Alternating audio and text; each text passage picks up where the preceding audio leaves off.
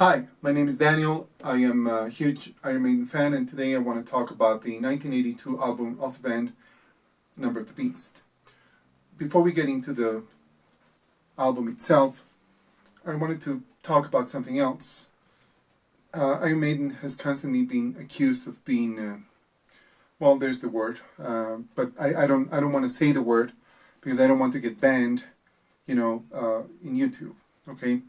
But we know what the word is. They have been accused of being worshippers of a certain evil deity. Okay, I'm not going to say what it is. Okay, but in regards to that, there's Richard Donner. Okay, Richard Donner was an amazing, legendary, fantastic movie director who worked on The Omen. He eventually worked on other classic films such as the first Superman movie. He went on to eventually do the complete Lethal Weapon series, and he was a fantastic, amazing, incredible movie director and artist, And I wouldn't imagine anyone accusing him of worshipping anything at all simply because he worked on The Omen. Okay, simply because he did a movie about that subject and the anti-Christ theme that they had there. We wouldn't even imagine, it would be silly to accuse Richard Donner of being anything but an artist. Okay. Steve Harris, in several interviews and things that have been published about the band and about this album, have repeatedly said that they were not involved in anything like that ever in their lives. They were not interested in anything like that. And that actually one of the inspirations for their album, for the song The Number of the Beast, was The Omen. Okay? So why do we accuse Steve Harris or Iron Maiden of worshipping an evil whatever, but Richard Donner, no. Okay, if you make a movie of that subject matter, it's okay. But if you write a song about it or you make an album about it, then there's something wrong. It's so silly. It's so stupid, in my opinion. These are just great musicians. It's a fantastic band. I have been following them most of my life. I don't know any Iron Maiden fan that as a result of this music they have turned their lives around and become, dark, evil worshippers of Beelzebub or any stupid thing. Okay, there's no such thing. It's just so ridiculous and insane and stupid. They're just great musicians, and it's a fantastic band. To me, that's all that matters. Anyways, so I wanted to talk about the album, okay, and here I have the original first print of the album. Okay, this is the 1982 British edition of The Number of the Beast. Okay, I've had this record since like forever. Okay, and I have listened to this record so many times. He has seen a lot of things. This record, is one of these things that I very much love. He has a few scratches and scuffs and things, but all in all, I have taken extremely good care of this record, and I very much adore every single song in this record. The Number of the Beast is regarded by most Iron Maiden fans and heavy metal followers as a breakthrough album. It is the album that sort of brought Iron Maiden into the mainstream, not commercially, because they had never been a very commercial band. In the mainstream, in the sense that they went from being an opening act for bands like Kiss in 1981 to being headliners and to filling out arenas and having arena tours all around the world and selling out, all kinds of, legendary places, like even the Hammerstone Odeon in England, and this is the album that made him huge. This is the breakthrough album, and this is of course also the arrival of Bruce Dickinson. Okay, and this is, I mean, I'm not the kind of fan that says this is the best thing they ever did. This is the best thing. I'm not like that. Okay, all I could say is, like, for example, Power Slave is my favorite, but I wouldn't say that Power Slave is the best, because that's very subjective. To a lot of people, you know, Number of the Beast is probably the best thing that they ever produced. I don't want to say that. I respect and admire this album very much. But it's, if we say this is the best, are we saying that everything after Number of the Beast was completely down the hill and they never did anything better? No, I don't think so. Maiden has had amazing albums time and time and time again, and they continue to surprise us with incredible things. So I'm not going to go into those details. Again, to me, it's just a fantastic album, a breakthrough album, and that's all. I also have the 1982 American print picture disc version of the record, and I also have this in absolute pristine and perfect condition, and I very much love that. Then there are the re-edits that they made more recently, okay? And in comparison, you know, for example, in the new versions that they did, okay, we see a much darker tone in the colors, in the way that they had made the cover, okay? The original album it has a more bluish tone. In the newer editions, it has this darker tone. This is the reissue on black vinyl that they did of the band, and this is the reissue on picture disc, okay, in a fold-out format. Okay, again, I haven't opened these things, and great. I mean, the quality of the image is beautiful. In many documentaries and interviews, they very often mention how apparently the printing shop back then in 1982 had messed up, and they got the wrong tone and wrong color in the printing of the record. And those of us who grew up with the band, this is the first image that we saw of this record, and we totally loved it.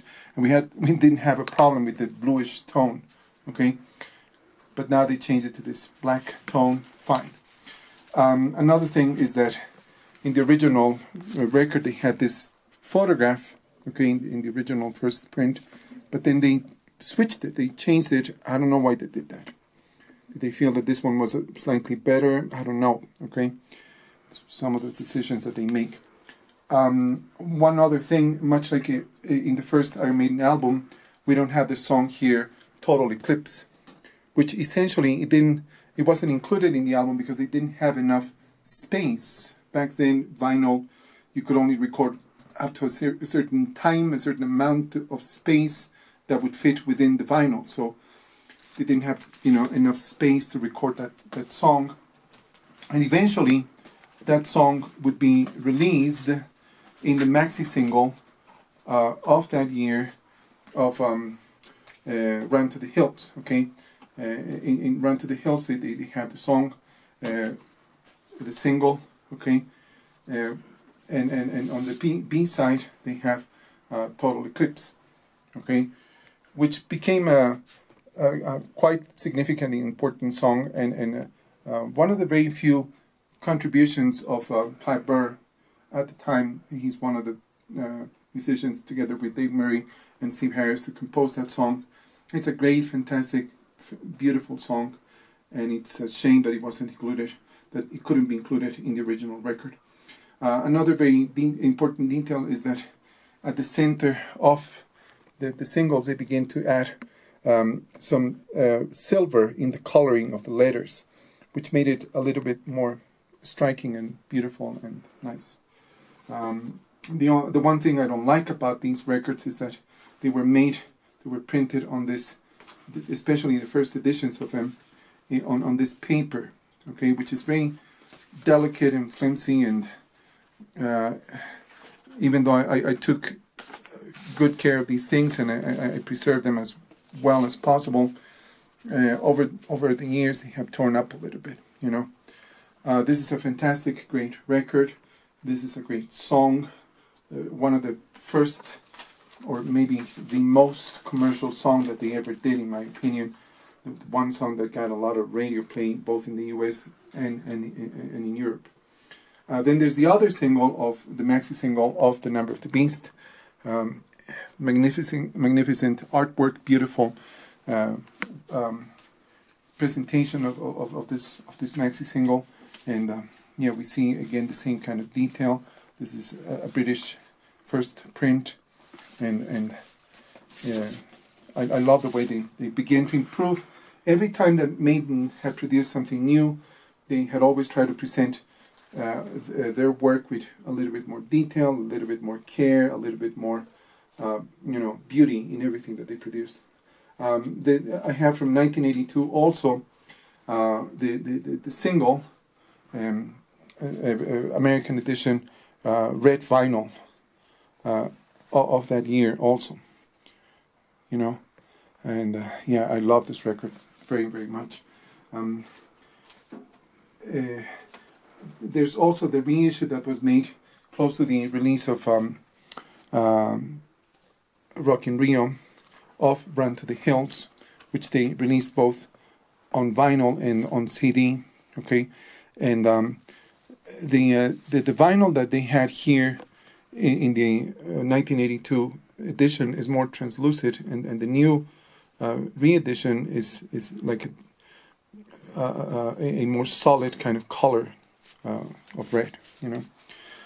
There's also the reissue of The Number of the Beast that they made also recently, which I don't have.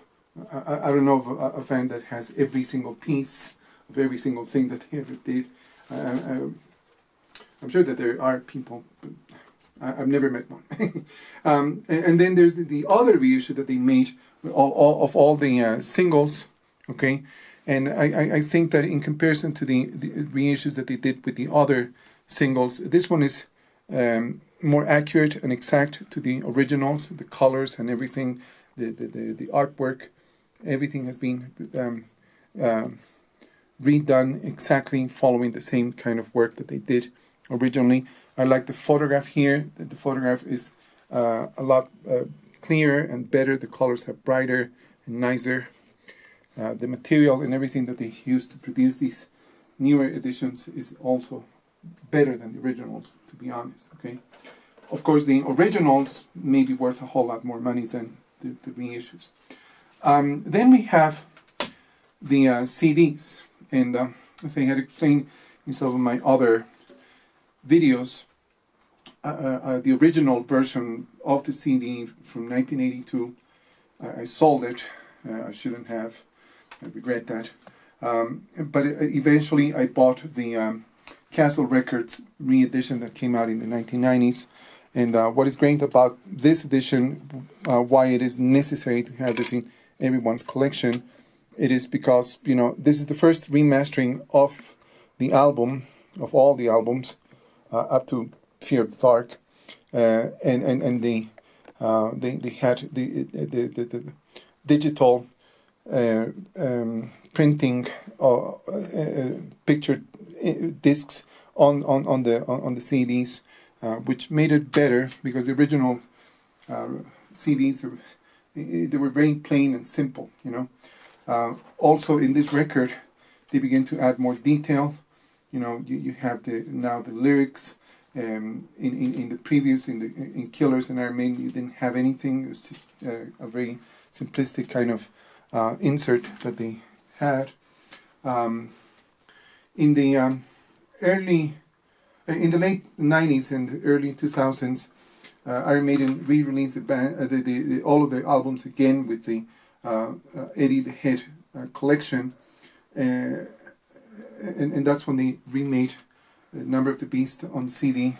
And the artwork, we see the same changes that they did with the reissue of the vinyl. Okay, the colors are again darker. Okay, always reflecting that frustration that the band had expressed many times that they were not very happy with the original colors of the album. The one thing again of that collection is that all of these records were enhanced CD versions, and they included videos and so on and so on and so on.